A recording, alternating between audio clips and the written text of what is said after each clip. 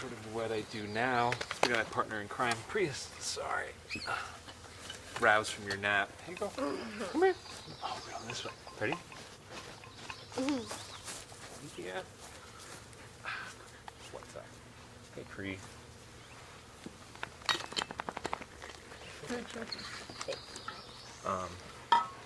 Hear me okay? Good. So like I said before, first off, thank you guys all for sharing. I feel really grateful to be here. It's so cool. Thanks for listening. Oh, well, I feel honored. I look forward to like rewatching this and taking notes. No, it's been an honor to hear the different ways in which you share and experience things, and yours was beyond specific. The emotionality Right? you shared was, You just did it. yeah, you just owned it. You lived it. Yes. So yeah, like I said before, my name's Sage. You can tell my parents were hippies. They grew up on an avocado farm up the road, about 10 miles, and I was just covered in dirt my whole life. I mean, that sounds kind of bad when I say it like that. I was clean, but I loved running around. Dirt is clean. Dirt is clean, Yeah, exactly. soil. Soil. So yeah, kind of this idea that I always try to bring into my practice is terra firma. There's a way to say it in Spanish, but I'm not going to butcher it. Not going to butcher it. But I mean, just finding grounding in earth. You know, like Wendy always taught us, gravity always has our back. Wendy Elliott. Wendy Elliott, amazing. I love that. Yeah. Gravity.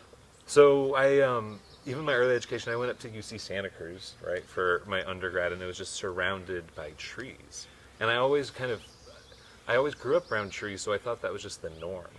Until I came out in the world and realized, oh no, not everyone does it. But Santa Cruz let me just literally study in the redwoods, right, like a library up in the trees. Like, so grateful in hindsight.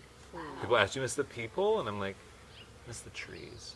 But I was thinking before, I mean, trees have been kind of one of my role models, you know, and I try to sort of bring that into sessions with clients, which I'm having this like ethical dilemma because there's like a mosquito keeps coming and I'm like, do I kill it? But I'm just going to embrace it. No, guys, actually, that's pretty good. Yeah, that's Thank you pretty very good. much. It's probably about time. So I studied sociology and literature at Santa Cruz, but it was afterwards where I did my graduate degree at Antioch up the road in clinical psychology, and 2 different internships. One working with a bunch of really cool like disadvantaged queer youth down in the Oxnard area, which I would bring Pri. And with a lot of kids that are just kind of like uncomfortable with touch, you know what I mean? I mean, like being a teenager is hard, and then being a queer teenager, society can often tell you have kind of a deviant body, or your sexual orientation or your gender expression is somehow not right. So physical communication is in itself not encouraged, or doesn't feel, you know, it's modeled in a way where normalcy doesn't fit for everyone. So when I bring Pri, we talk about all these chemicals, like we touch her, she releases oxytocin. You know, it's something that it's like the love drug, as we kind of call it. Yes. And like I said before, in sessions sometimes I'll just have people just bawling, right? I mean, even earlier today, actually, someone was crying reading a breakup letter, kind of, and she just goes up and kind of just sat with them, sort of started to whimper when I was like, okay, calm down. But then it was this almost like, you know, consoling in a sort of way, in a way that I couldn't necessarily. And if I did, or if we all, it's sort of rescuing too much. So yeah, so letting her do some of that work. But really, she lets them ground themselves. You know what I mean? She's gravity. She's that reminder that, hey, this is a safe space. But nature isn't always, and that's why I like kind of bringing therapy outside the office. But that started in early internships. The other one was at a board and care facility for adults living with schizophrenia or on the schizoaffective spectrum. And it was up in Santa Barbara, so we were lucky and privileged enough to have, they called animal husbandry. It sounds weird, but we had chickens. We even had emotional support dog. We did gardening. So that was one of the first experiences I really had doing direct nature therapy or therapy in nature, was just sitting outside with these people who had pretty, I won't say serious records, but society had kind of given up on them in terms of being productive. So when it was gardening, and we incentivized them, right, with some like house cash, do some chores, things like that. But being able to take control and get in the dirt, right, and even grow the own lettuce that we kind of like made them sort of like eat. It was so cool, so gratifying to see it go full circle. Doing nature outside too always presents kind of a little bit of chaos that I like to incorporate into session that we can't, like, the thing I noticed is, especially over the pandemic, like we try to bring nature into the office. We have really great plants. They look awesome. We have a water feature. But then bringing therapy into nature seemed like a much more immediate way to do it. And we're lucky enough to be across the street from a park, which is great, and about 2 blocks away from the beach. So Nice. it's pretty amazing, actually. We share an office. We share an office. If you guys haven't figured it It's out, great. we share an office. So yeah, Shar and I go way back. We share the same affinity for wood and plants and nature. And you're the one who actually showed me that cool cutty path over the bridge to the beach. So Yeah, pedestrian bridge.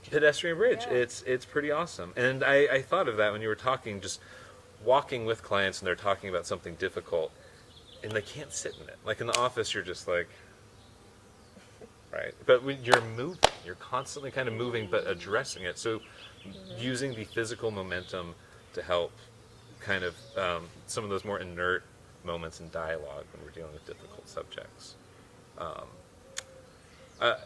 I grew up with like no religion. Parents were like super spiritual hippy dippy, but no organized theology. So for me, nature has been like Mother Earth is my god. I mean, like straight up. People ask me, I'm like, pagan? I don't know. What am I? I find doing sessions in nature, if one on the kind of bridge to that. I feel like I'm not letting you interview me. Oh, you go and let me know if you want to be asked something. Okay. All right. Well, if you want to ask, if there's something that's like burnt, Oh, you know I will. you can. Okay, I trust that. So obviously because of COVID, yay for being vaccinated, and a lot of clients are. But I had to do lots of sessions outside across the street, and like I said before, I work with a lot of clients whom are queer or on the LGBTQI plus spectrum, and cisgendered people have enough time in our bodies and feeling weird about it. But when I had clients whom usually, park in the back and then come straight in my office, meet across the street at the park, there was a difference in, how they spoke, right? Because there were people sort of around in the periphery, but they had to sit in their own skin, maybe clothes that they wouldn't normally necessarily wear. But it was kind of like, this, I don't want to say soft drag, but we got to sort of dip in and be around people without having to interact with people. Being around animals without having to directly interact with them, which I had done before in animal husbandry, like when we had that emotional support pony, which, as I say, it sounds so good. But there's this one thing in sessions that keeps happening recently. I couldn't help but want to bring it up, is that like people seem to be afraid of bees, right? And so the one thing that happens a lot in session that I feel like is emblematic of like life and everything we're talking about, and sitting with non-duality, and just how the ultimate comfort in nature is that it's consistently inconsistent. There's always chaos. Yeah. When a bee comes, there's this natural fight, flight, freeze response, right? And quite often some clients try to like hit it, they know that doesn't work. And then if they keep moving, the bee will follow them. Quite often, brightly colored hair, we have good perfumes. And then the biggest one is kind of like the T-Rex approach, like in Jurassic Park, where you just sort of hold still. Right.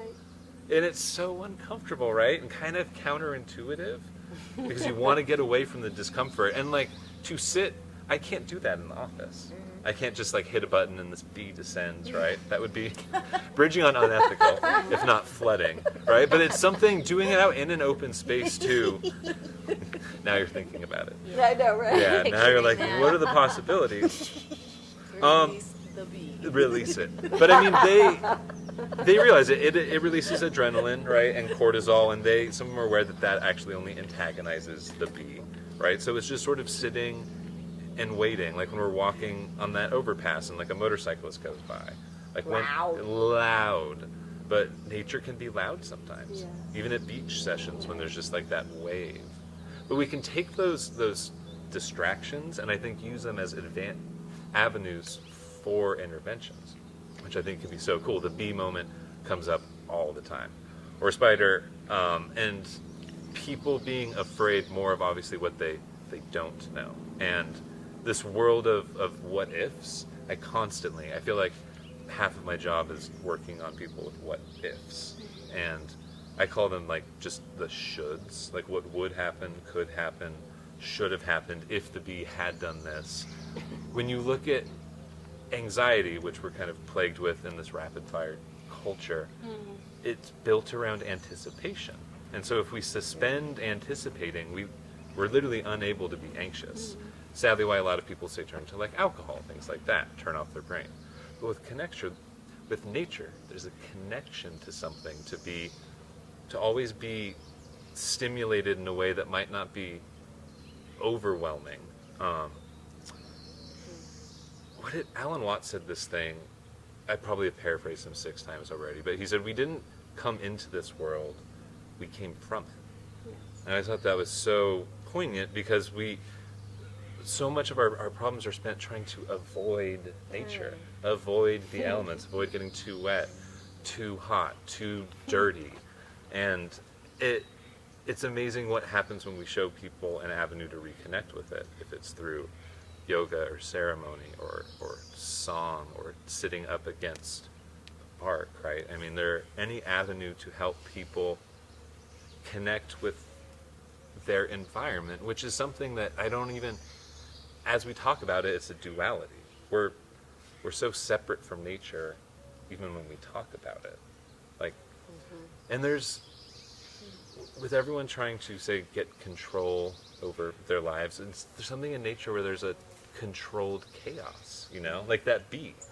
And so when you embrace the kind of ability to live with that constant, controlled anarchy, you can take that outside of session, the ability to sit with the unknown and use it as an opportunity for growth and not just be afraid of it. And it's a practice of being in the moment, because as long as we're noticing things, we can't anticipate because we're too present. Like when we're at home, we'll notice things are messy, but when we're in the forest, it's not like it's dirty, right? Like that tree is like, are you going to clean up? Like, yeah. Or if we do, it's because we bring in like waste, right? Like that piece of trash at the beach that's like, but it feels good being like now, like picking that up. Like we give back to nature in the same way that it gives back to us. So I mean, I was like, how do I make this specific in terms of like showing an intervention? I was thinking that with my clients, sometimes they feel safe in sessions, and to be able to take that space, the safeness of it with them, I try to ground them in certain somatic senses, the 5 senses with the 5 elements. People, touch, sound, taste, sight, and come on, people, smell. And then the 5 elements being earth, fire, wind, water. Earth, fire, wind, water, and then love.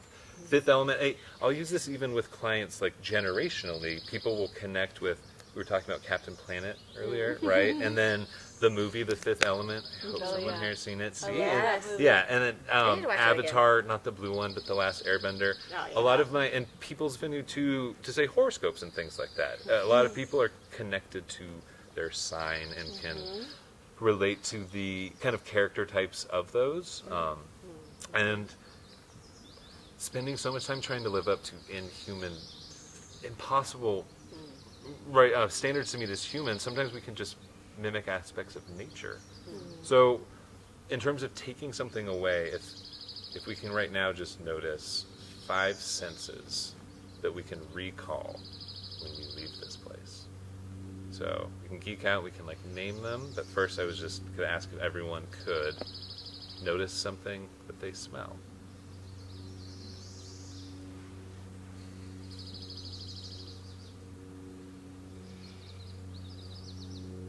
Next I was going to ask taste and disclose that I think, what were you burning earlier? Copal. Yeah, that is basically all I'm smelling and tasting, but it is wonderful. Yeah. I have to say. Just seep in. Yeah, and I think, I will take those two things with me. And when I smell that and taste it, even on a visceral level, I will be brought back to this place. Yeah, but how about even right now, I don't want to pony up your exercise too hard, but just taking one sound with you. Just like right now, there's a cacophony of birds, but if you were to listen and pick one sound, bees buzzing is what I hear.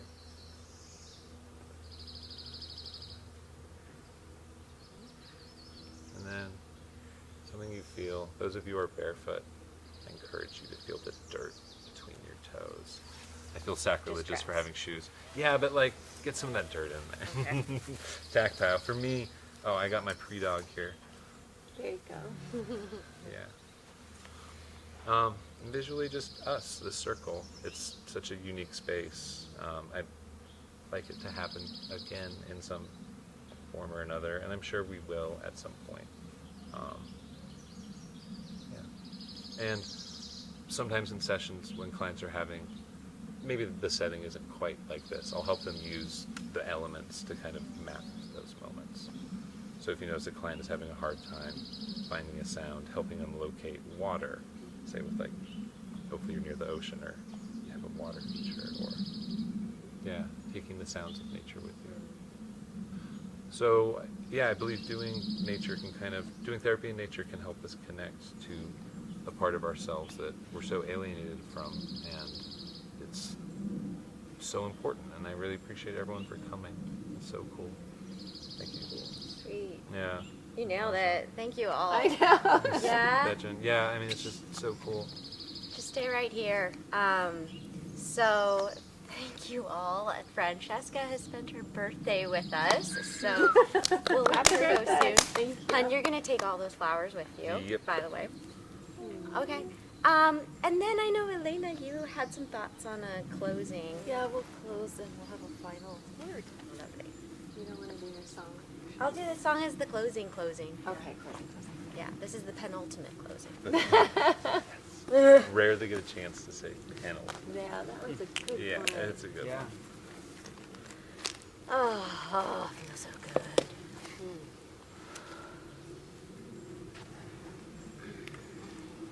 I want to invite you to stand as we bring this beautiful day, beautiful time to a close during this most auspicious time as we head toward the solstice. Mm-hmm. Couple of days.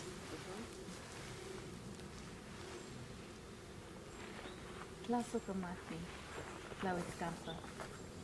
Thank you for the eastern direction.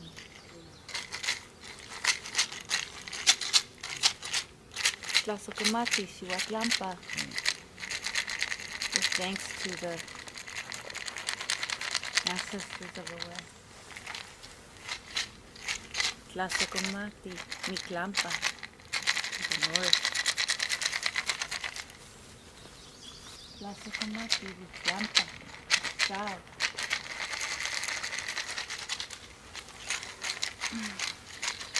Tlasokamati, thank you. Tonantzintla, Licuauhtlicue, the Mother Earth element. Tlasokamati, Tonati, the sun. Tlasokamati, Impal Nemawani. And with that great thanks to that energy from which comes all of life, we give thanks.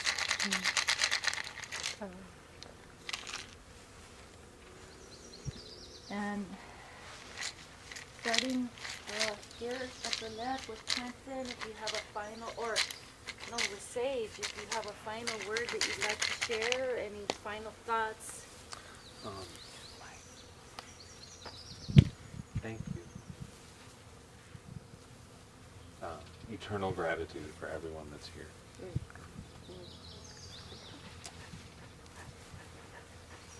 I have gratitude for all of you as well, but especially you for Charlita for organizing this and making this all happen. And for all of you who have been watching this, thank you for sharing your time with us. Really appreciate that. Thank you, Charlita. Charlita. You guys, The first time. you did get it. Charlita. Yeah. And we have Elena and Elena. We have a gift for you. Aw. Some of Oh, our you work. being here was a gift. Ah. Oh. And this is our love gift from our work to you. We want to thank you. I'm sure you spend many hours and days preparing, and we're so grateful. I mean, just so honored to even be here. Thank you. And I just wanted to thank the Four Directions and the spirits of the earth, all the tall ones, the winged ones, the little insect ones, and the two-legged ones. Oh.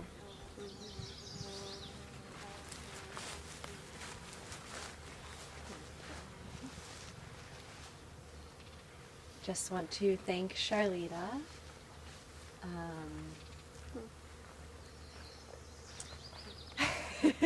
Your vision is so beautiful, and this was a really lovely way to spend my birthday. And just again want to acknowledge everything in my life and everyone in my life who's been a teacher, and thank all of you for being here and being a teacher, and I hope to be in touch. Pues les Dios Someteot.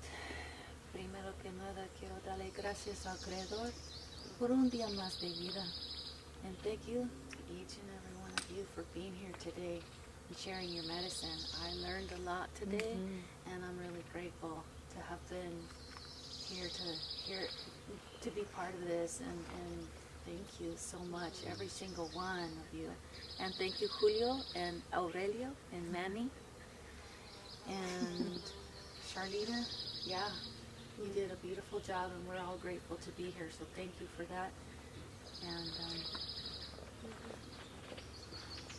con el permiso de Dios, con el permiso de las ánimas conquistadoras de los cuatro vientos, se les dio someteo. I wanted to add thanks to all of you, which is going to be in the credits as we roll out, but also just thanks to my boyfriend Seth, thanks to my focus coach Alika Hope, who helped me craft this months ago. And then special thanks to Janine Turner, my Move Forward virtual assistant, who made all the logistics possible. So grateful that everyone could be here. I want to close with a song, if we're brave. So I'll do a call and response. This is called Put Your Roots Down. This is one we often do at Church of the Wild. Nice. Here in Ojai. Hi. All right, so when my hands are here, I'm singing. Okay. And then when I do hand motions, y'all are singing with me. Those are Okay. cues for the words, okay? Put your roots down, put your feet on the ground. You can hear what she says if you listen. Put your roots down, put your feet on the ground. You can hear what she says if you listen. 'Cause the sound of the river as it moves across the stones. 'Cause the sound of the river as it moves across the stones is the same sound as the blood in your body as it moves across your bones. Is the same sound as the blood in your body as it moves across your bones. Are you listening? Are you listening? Put your roots down, put your feet on the ground. You can hear what she says if you listen. Put your roots down, put your feet on the ground. You can hear what she says if you listen. 'Cause the sound of the river as it moves across the stones. 'Cause the sound of the river as it moves across the stones is the same sound as the blood in your body as it moves across your bones. Is the same sound as the blood in your body as it moves across your bones. Are you listening?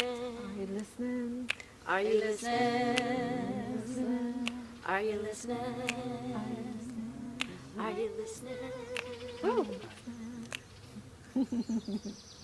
Are you listening?